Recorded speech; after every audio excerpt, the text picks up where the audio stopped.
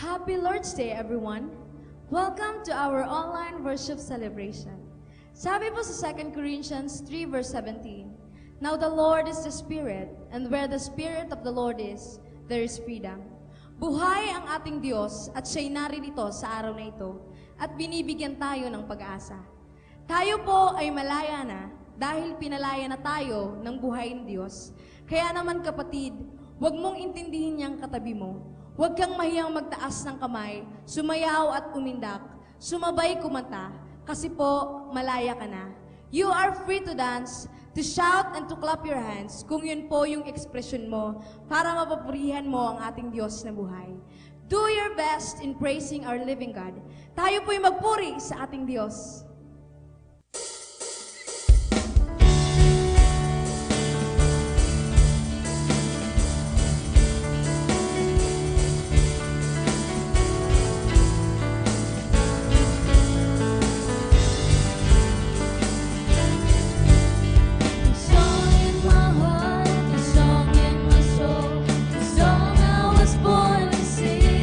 It's your song of freedom.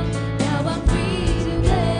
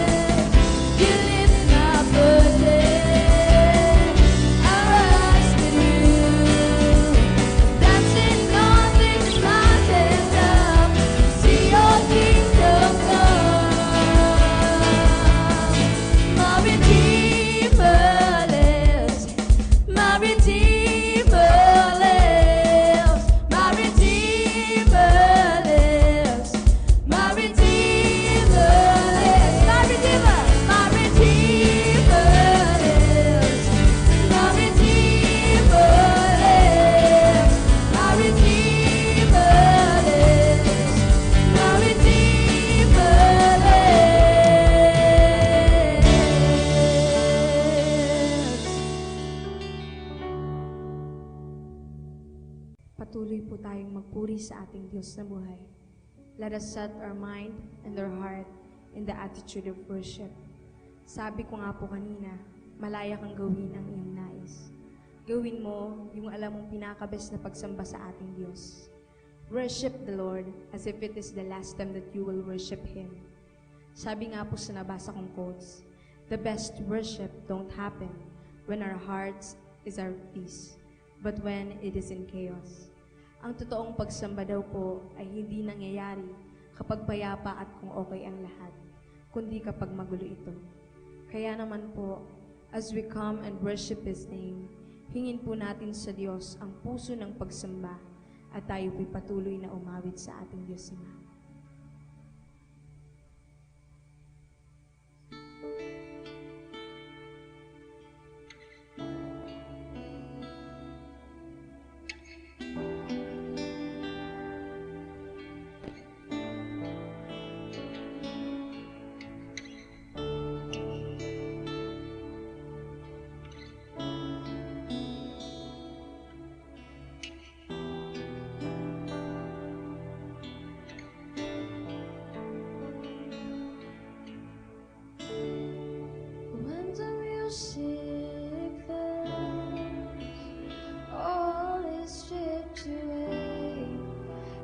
Simply come,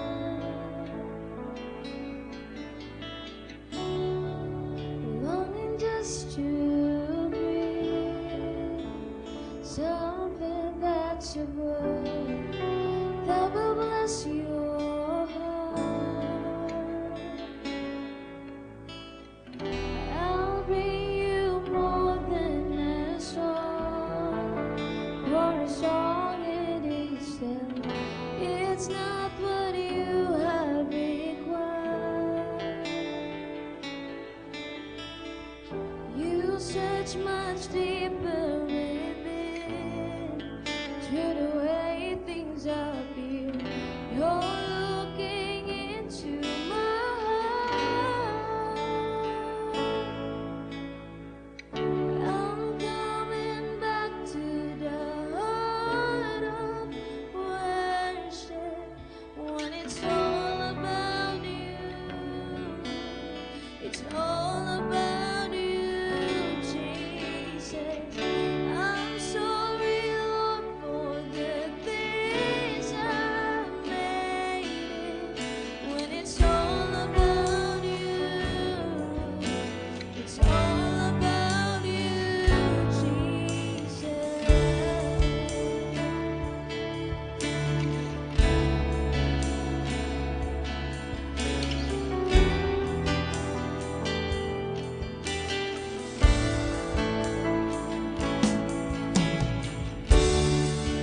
King of endless world, no one could express how much you deserve.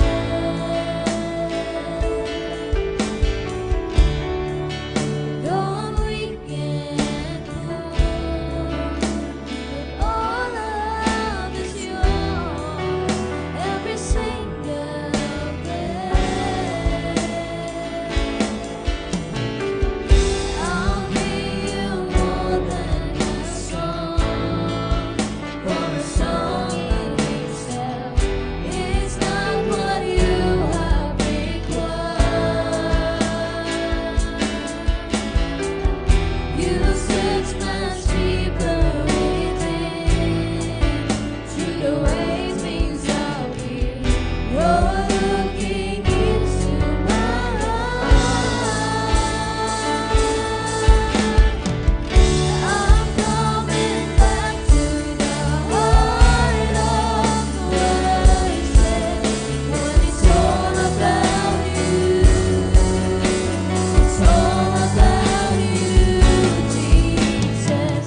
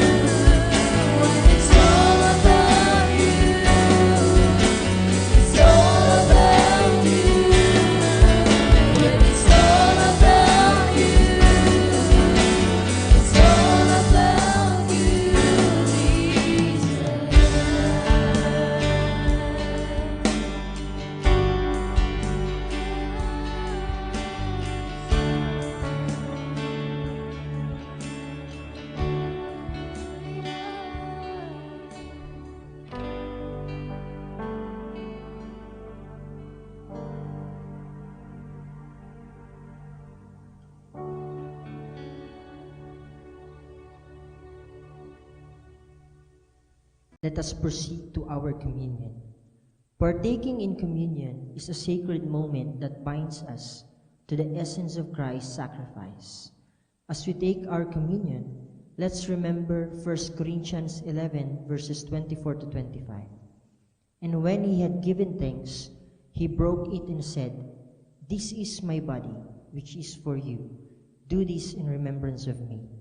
In the same way, after supper, he took the cup, saying, "This cup is the new covenant in my blood. Do this whenever you drink it, in remembrance of me." Let the bread and the cup symbolize not only Christ's sacrifice, but also our unity as believers. May this communion strengthen our faith and inspire us to live in His love. Let us eat the bread and drink the wine in the cup.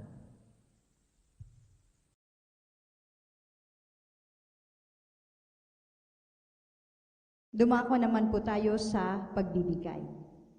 Sabi po sa John 3 verse 16, "Sapagkat gayon na lamang ang pag-ibig ng Diyos sa sanlibutan, na ibinigay niya ang kanyang bugtong na anak, upang ang sinumang sumampalataya ay hindi mapahamak, kundi magkaroon ng buhay na walang hanggan."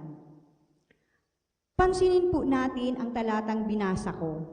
Di po ba grabe ang pagmamahal ng Diyos sa atin? To the point na isinakripisyo niya ang buhay ng kanyang nag-iisang anak just to show His love towards us.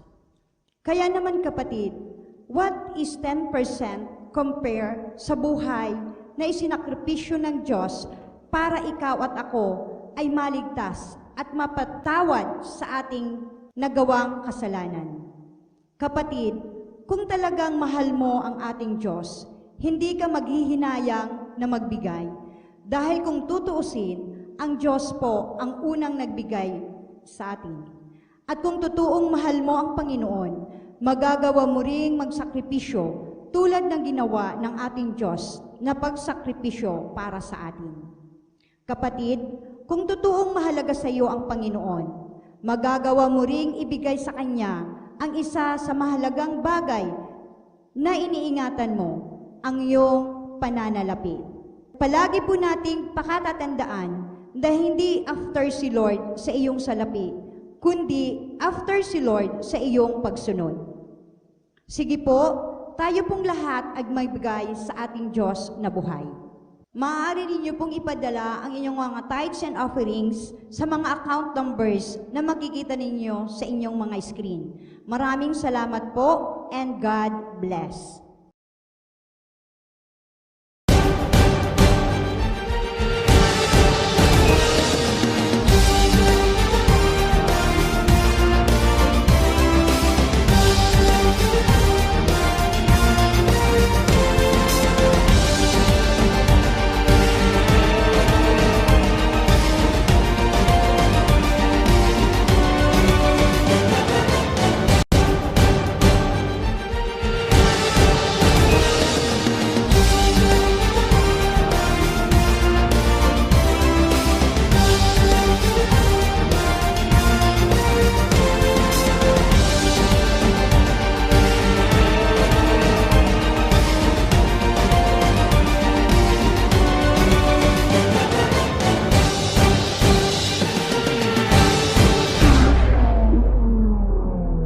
Happy Lord's Day po sa ating lahat. Welcome po sa ating on-site and online worship celebration. Sana po kayo po'y mapagpala ng mensahe ng Panginoon sa araw na ito.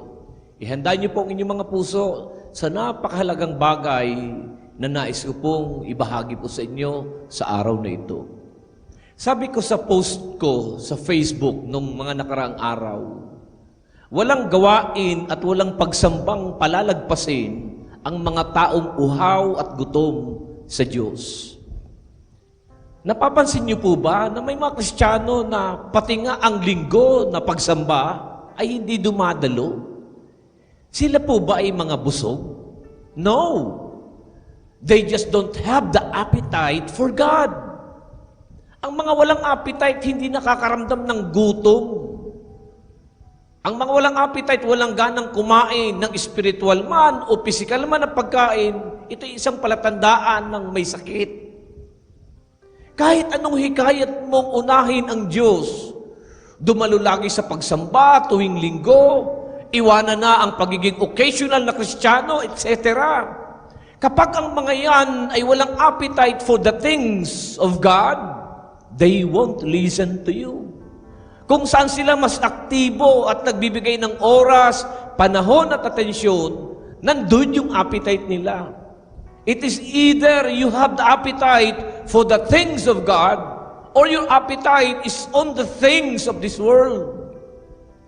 Ano kayang mararamdaman ng Panginoong Diyos kung wala kang kagana-gana sa Kanya? Wala kang kagana-ganang hanapin ang presensya niya. Wala kang kagana-ganang lapitan siya. At pagdating sa mga bagay sa mundo, listuhon kita. Listuhon sa piyesta, listuhon sa beer plaza, sa Miss Gay, sa sayawan, sa bingguhan, sa tungitan, sa sabungan. Mga kaibigan, mga kapatid, are we the children of light or are we the children of darkness? Which side do you belong? Kapag ang puso mo ay nasa Panginoon, kasasabikan mo lagi ang presensya niya. Sabi ni Haring David, kung paanong batis ang hanap nitong usa, ganun hinahanap ang Diyos ng uhaw kong kaluluwa. O God, you are my God, and I will seek you earnestly. My heart yearns for thee, my soul thirsts for thee, in a dry and weary land where there's no water. Magbabad tayo sa word ng ating Panginoong Diyos. Magbabad ka sa salita ng ating Panginoon. Desire Him to fill you, to refresh you and satisfy you. Mga kaibigan, mga kapatid sa Panginoon, lahat tayo napapagod. Lahat tayo nakakaramdam ng burnout, nababagot, nabubore.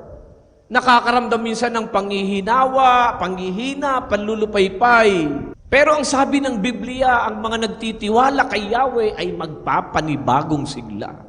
Sila ibibigay ng pakpak tulad ng agila, tatakbo ng tatakbo, ngunit di mapapagod, lalakad ng lalakad, di mahahapo.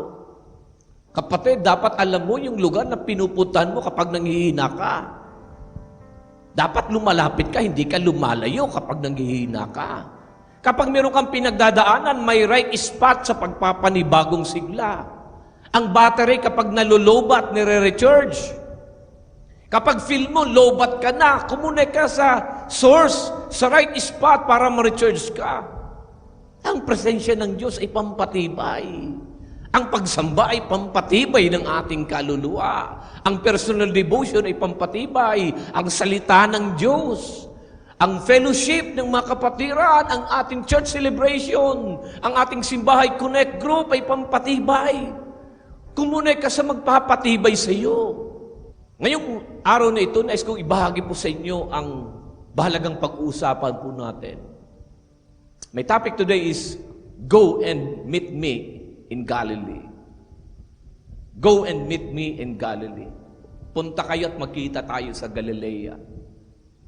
Nais ko pong magbasa ng talata sa Biblia. Sabi po ng Bible, ngunit sinabi nito sa kanila, huwag kayong matakot. Hinahanap ninyo si Jesus na taga Nazaret, na ipinako sa krus. Wala na siya rito. Siya'y binuhay ng Diyos. Tingnan ninyo ang pinaglagyan sa Kanya. Bumalik kayo at sabihin ninyo sa Kanyang mga alagad at kay Pedro, mauuna siya sa inyo sa Galilea. Makikita ninyo siya roon, gaya ng sinabi niya sa inyo. Alam niyo po mga kapatid, nang mamatay ang Panginoon doon sa krus, nagkawatak-watak ang mga disipulo. Natakot sila. The disciples have scattered. Their faith had been shaken. Nayanig ng todo ang kanilang pananampalataya. Everything seemed over. Bigla-bigla, parang tapos na ang lahat. Tapos na, nagkawatak-watak na. Ang bilis ng mga pangyayari. Grabing trauma ang kanilang dinanas. Nakita nila kung paanong inaresto at hinuli ang kanilang pinuno, ang Panginoong Hesus. Nakita nila kung paano pinahiya sa publiko, pinahirapan, kinawawa, hinubaran, at ipinako sa krus. Natakot ang mga disipulo. Nangamba sila sa kanilang buhay. Sila'y nagtatago. End of the ministry na ba? Paano na? Ano na ang susunod na gagawin natin? Tapos na ba ang lahat? Wala na ang Panginoon. Patay na ang ating pinuno. Naranasan niyo po ba mga kapatid na sa gitna ng iyong kalituhan at pagkabagabag at takot na nararamdaman, nagtatanungan kayo, ano na? Ano kayang mangyayari sa ating buhay? Kumusta na? Ano nang balita? Can we still survive? Can we still go on? Can we still move forward? Iniwan na tayo ng mga kasama natin. Si Judas ng Judas. Ang saro katao, nakaupod ta, dati bida-bida. Tapos, bigla manigar-nigar sa kagurangnan. Malakay nag-aagda, mabalik na lang daw ulit kita sa paglawod-lawod. Ang iba naglaylo. Ang iba laylay ang pako. Ang iba nagtatago na. Nahadok na. Disganado na. Do you think hindi alam ng Panginoon ang nararamdaman ng mga disipulo? Do you think hindi alam ng Panginoon yung spiritual temperature mo? Kung ikaw ay on fire at ikaw ay nanlalamig na parang yelo. Do you think hindi alam ng Panginoon yung nararamdaman mo, mga pinagdadaanan mo? Big blow sa mga disipulo ang nangyari kay Jesus. At stake pa ang buhay nila. Na-demoralized sila. Shaken ang faith nila. Natatakot, nangihina, nalulungkot. Sa gitna ng kanilang pagkalito, kadiliman at kagulumihan ng kanilang nararamdaman, may mga dumating na babae na may daladalang mensahe. Kahit papano mayroong spark ng liwanag at pag-asa sa narinig nilang sinabi ng mga babae. Magkakasama sina Salome, Maria Magdalena, at si Mariang ina ni Jesus noong sila ay dumalaw sa libingan. Inabutan nila na ang pintuan ng libingan ay nakabukas na at ito ay wala ng laman. Biglang may lumataw na anghel na nagsabi, "He is not here, for He is risen." The Master is no more on the grave. And He instructed the disciples to meet your Lord in Galilee. In verse 5, sabi ng anghel, "But the angel appeared and said to the women, 'Do not be afraid, for I know that you seek Jesus who was crucified. He is not here, for He is risen, as He said. Come, see the place where the Lord lay, and go quickly and tell His disciples that He is risen from the dead. And indeed, He is going before you into Galilee. There you will see Him. Behold, I have told you." Matthew 28:5-7. Sabihin ninyo sa mga disipulo, nakakatagpuin kayo ng Panginoon sa Galilea. Makikita nyo siya doon. Bakit ito ang habilin ng Panginoon sa anghel? Bakit Galilee? What is the significance of Galilee? Bakit sa dinabi-dabi ng lugar ay nabanggit yung lugar ng Galilee? Go and meet me in Galilee. Anong significance meron yung Galilee? Bakit pinapupunta sila ng Panginoon sa Galilee? Pumunta kayo sa Galilee, magkita-kita tayo doon. Kapatid, naranasan mo na ba na kapag nakarating ka sa isang lugar na dati mo nang napuntahan, may pinaaalala sa iyo? Yung bang nare-refresh ka, merong nananariwa sa pakiramdam mo, may kakaibang impresyon sa iyo. Kapag nakakapunta ako ng lugar ng Magallanes, ibang kalabit yung nararamdaman ko. Magallanes was my first missionary journey in the ministry. Batang-bata pa ako noon. Grabing apoy, grabing pasyon ang aking naramdaman. Na kahit walang pagkain, kahit walang kuryente ang mission house, kahit walang sariling CR, pero nararamdaman ko ang pagkilos at pagsama ng Diyos sa buhay ko na ako'y nandoon. hindi na mawawala sa istorya ng buhay ko ang bagay na yun. Kaya pag nakakarating ako ng lugar ng Magallanes, mayroong impresyon at pagpapaalala sa akin. Bakit Galilee? Alam niyo po mga kapatid, si Jesus ay lumaki sa Nazareth, isa sa mga bayan ng Galilea. At tinawag ang unang 12 disipulo sa pare-parehong lugar, Galilee. It was the place Jesus and His disciples began their ministerial journey. Sa Galilee, nag-umpisa ang lahat ng kanilang pagmiministeryo. The first miracle happened at the wedding in Cana of Galilee, and His last on the shore of Galilee. The Jordan River, where Jesus was baptized, flows through the Sea of Galilee. Alam niyo po ba mga kapatid, na tayong lahat ay merong Galilee. Bawat isa sa atin ay merong Galilee na dapat nating puntahan at balikan. Each of us also has our own Galilee. The Galilee that I am talking about is not the literal Galilee in Israel. Para sa kanila yun dahil taga roon sila. The Galilee that I am talking about is a return to the Lord. Pagbabalik muli sa Panginoon kung saan ka nag-umpisa.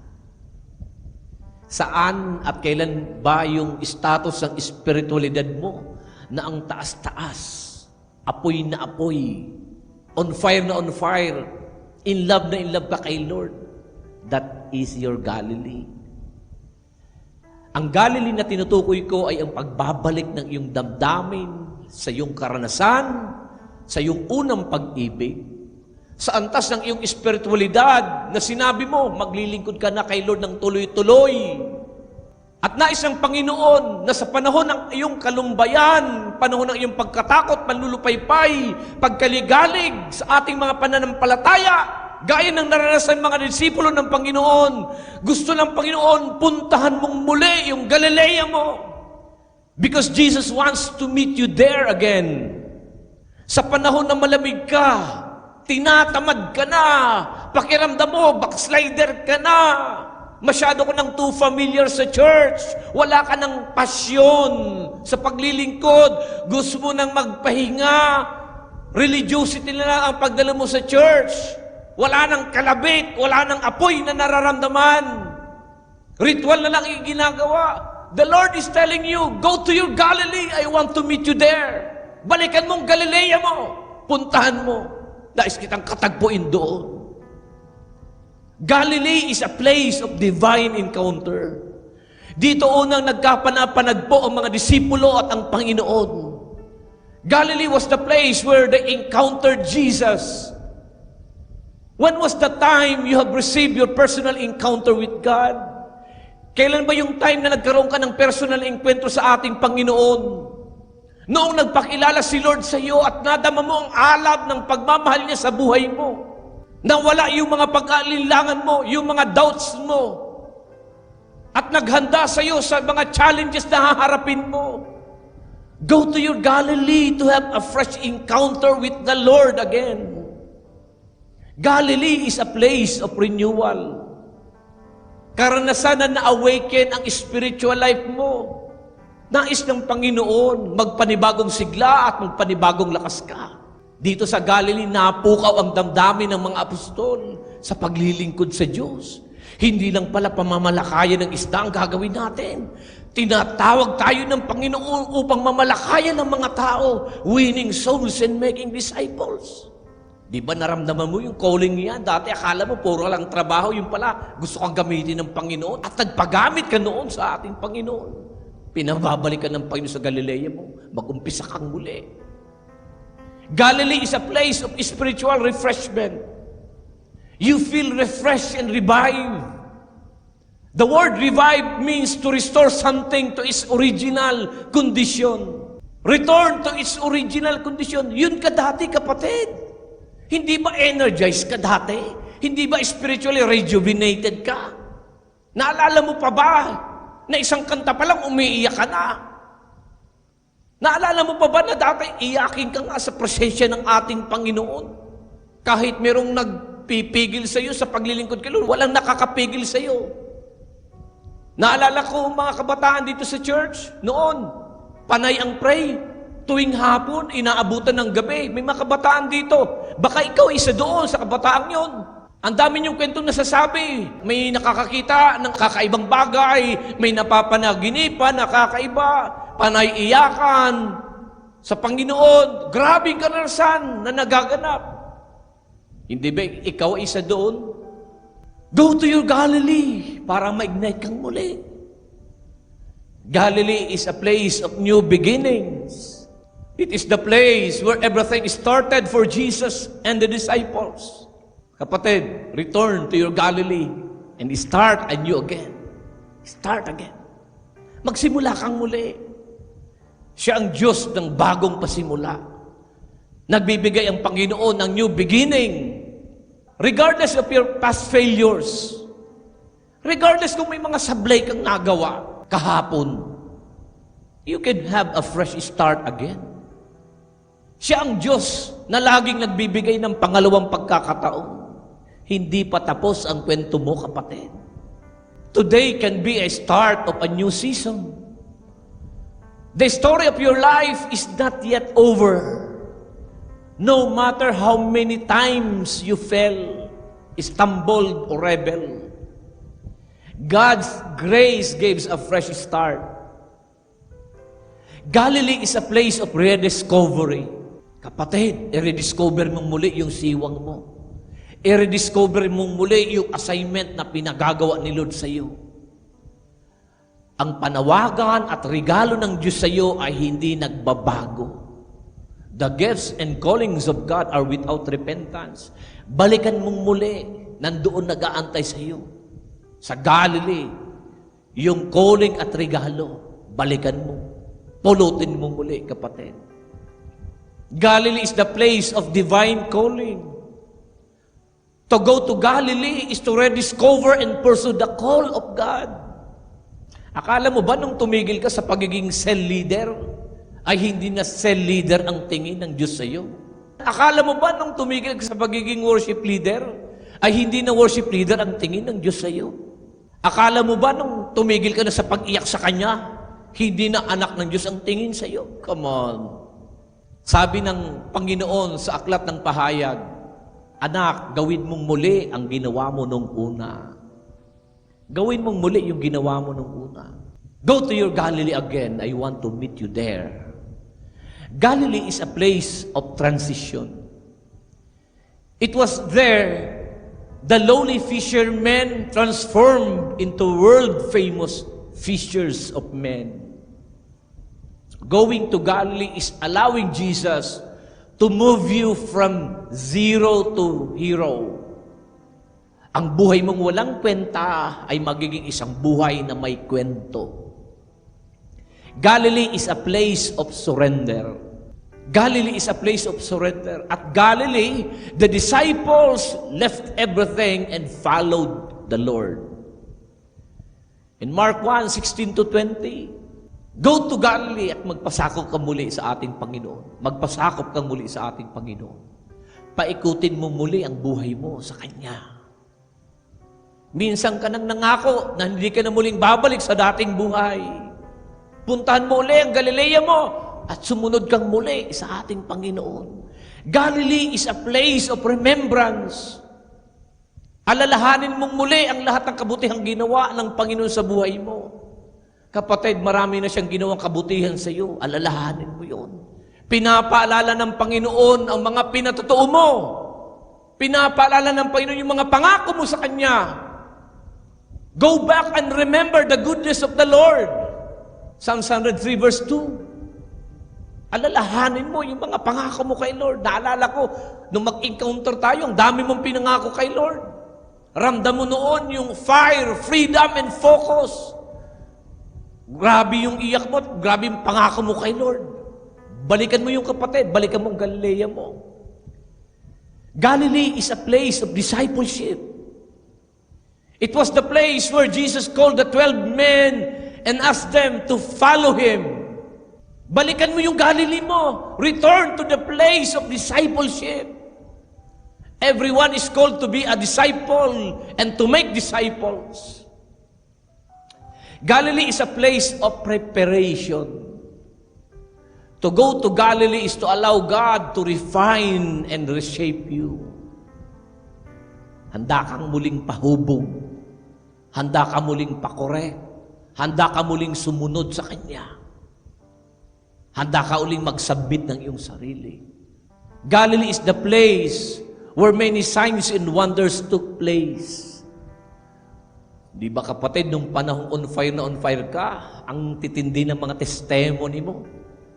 The disciples were told to go to Galilee in order to see Christ who died and rose again. Balikan mong muli ang Galilee mo para maranasan mong muli na buhay si Kristo. At maranasan mo muli ang paggalaw ng Diyos sa buhay mo, kakaibang paggalaw. Galilee is the place of the perfect will of God. The disciples left all in order to be led by God. So go to your Galilee and surrender your life to God's perfect plans for you. Suko tayo, kapatid. Hindi tayo obra kung mag-isa lang tayo. Hindi tayo obra, kapatid, kung hindi tayo susuko sa ating Panginoon. Galilee is the place of first love. Ang Galilea ay lugar ng iyong unang pag-ibig sa Diyos. Alalahanin mong muli at balikan mo yung dating sumpaan nyo at ng ating Panginoon. To go back to Galilee is to recommit yourself to God again. Kapatid, mahalin mo uli si Lord. Mahalin mo uli ang Panginoon. Parehas ng pagmamahal mo dati sa Kanya. Yung matinding alab, yung namimiss mo siya lagi. Yung iyaking ka sa presence ng Panginoon. Love na love ang Panginoon kahit may umaaway sa iyo. Di mo iniintindi. Kahit ang laki ng problema mo noon, ang liit-liit lang sa pakiramdam mo. Bakit? Sobra mong mahal ang Diyos. Napakalaki ni Lord sa buhay mo. Balikan mo yung Galilea mo, kapatid. Galilee is the place of obedience and faith. Doon sa Galilee, ang unang mga disipulo, ora mismo, iniwan ang lahat at sumunod kay Kristo. Go back to the place of trusting God again. The place of trusting God again. Sumunod ka at muli kang magtiwala sa Diyos. Are you ready to go and meet Jesus in Galilee? Handa ka bang magpakita at balikan ang Galilea mo? At katagpuin muli ang ating Panginoon. Handa ka ba, kapatid? Inaantay ka ni Lord. The Galilee that I am talking about is a return to the Lord. Pagbabalik muli sa Panginoon kung saan ka nag-umpisa. And He said to them, "Come aside by yourselves to a deserted place and rest for a while. For there were many coming and going, and they did not even have time to eat." Mark 6:31. Kapatid, alam ni Lord na papagod tayo. Alam ng Panginoon na papagod din tayo. Yung iba dahil pagod na, tumigil na. Yung iba dahil pagod na, titigil na. Hindi ba kaya ka nagpahinga para magpalakas at magamit muli? Bakit yung iba magpapahinga daw pero lumayo, tumigil ng diretso? Ang pamamahinga ay para lumakas at hindi kailangan ang matagalang pagpapahinga. Sabi ng Panginoon, rest for a while. Pagpapahinga ng kaunti para makabawi muli ng lakas. Dahil ang espiritu ng mga disipulo are always on the go. Nakapokus sa misyon, nakapokus sa Panginoon, nakapokus sa paglilingkod, sa pagmamahal. Hindi magpapahinga para tumakas. Hindi magpapahinga para gumawa ng ibang bagay na hindi naman yun ang pinagagawa ng Panginoon. Alam ng Panginoon ang nararamdaman mo, kapatid. Hindi mo yan may tatago sa Kanya. Na-stress ka ba? Na-burnout ka ba? Feeling mo ba pagod ka na? Feeling mo parang aayaw ka na? O ang iba umayaw na? Parang gusto mo na magpahinga at ang iba nagpahinga na. Worried ka, anxious ka, nakakaramdam ka ng matinding depresyon, kalungkutan, frustration, minsan litong-lito ka, hindi mo na lamang gagawin mo. Na-overwhelm ka ng mga problema mo at mga pagsubok sa buhay mo. At nawawalan ka na ng interes sa mga spiritual na bagay. Feeling mo, gusto mo nang mag-backslide. Nakakaramdam ka ng sobrang discouragement. Naisip mo lagi yung mga failures mo, ang mga pagkakamalit, mga sablay mo. At minsan sinisisi mo ang sarili mo, bakit nagawa ko yun? Minsan nakakaranas ka ng sobrang bitterness sa puso mo. Dahil sa ibang tao, hinusgahan ka ng ibang tao, nasaktan ka ng ibang tao, nakakarinig ka ng mga akusasyon, nasasaktan ka. Minsan gusto mong magpatuloy pero parang may humihila sa iyo, paibaba. Napapagod kang makisama. Gusto mo nang bumitaw sa paglilingkod. Alam mo ba, hindi alam ng Panginoon, pinagdadaanan mo, kapatid. Sabi ng Panginoon, come and meet me in Galilee. Come and meet me in Galilee. Kapatid, bigyan mo si Lord ng pagkakataon na tulungan ka. Ang makakatulong sa iyo, ang presensya ng Panginoong Diyos. Sabi ng Bible, where the presence of the Lord is, there is liberty. Kung nasaan ang presensya ng Panginoon, may pagpapalaya. Sa presensya ng Panginoon, lumiliit ang lahat. Nawawala lahat yung problema. Lumalaki ang Diyos. Balikan mo yung kapatid. Let Him help you. Patulong ka sa ating Panginoon. Do not be afraid. Huwag kang matakot. Let Jesus give you His peace again.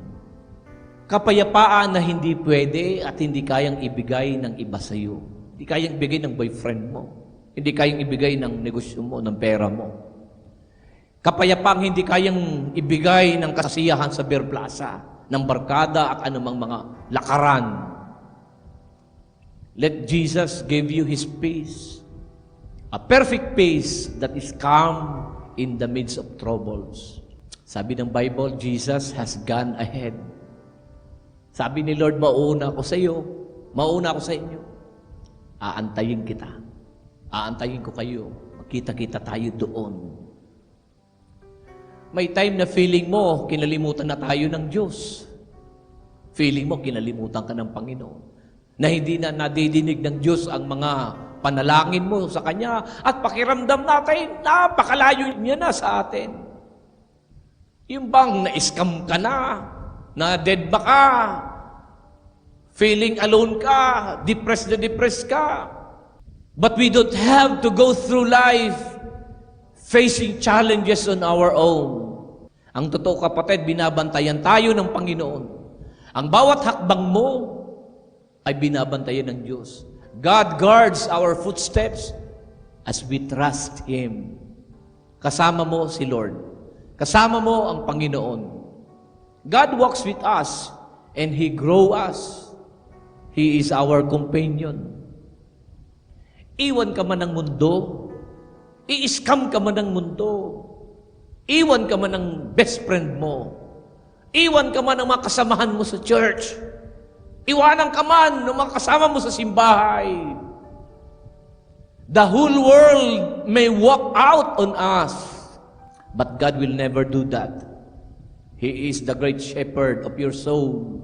He is the great shepherd of our soul. All we need to do is trust God. Magtiwala ka at sumunod ka sa Kanya. He is there in your Galilee. Puntahan mo ulit, kapatid, ang Galilee mo. Andoon si Lord, naghihintay sa iyo.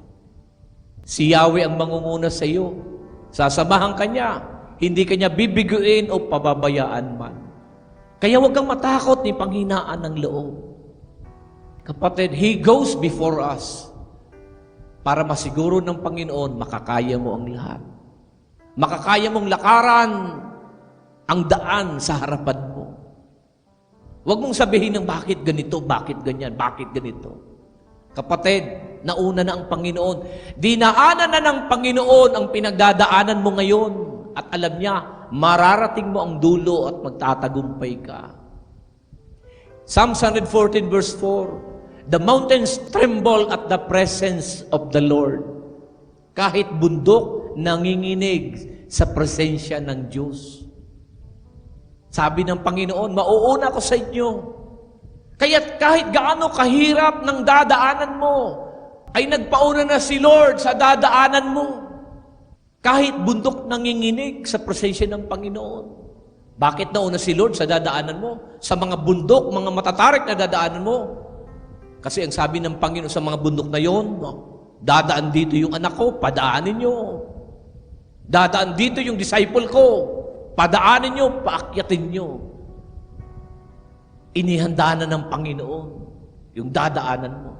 Jesus has gone ahead of us and is waiting for us to join Him on the mountain in Galilee. Do not be afraid. Do not be afraid. Gusto ko po kayong magsitayo. Kung ikaw ay nagnanais balikan ang iyong Galilee, bakit hindi mo itaas ang iyong mga kamay sa ating Panginoon? Itaas ang iyong kamay sa ating Panginoon, yumuko ka at humingi ka ng tawad sa Panginoon. Sabi mo, Panginoon, patawarin mo ako.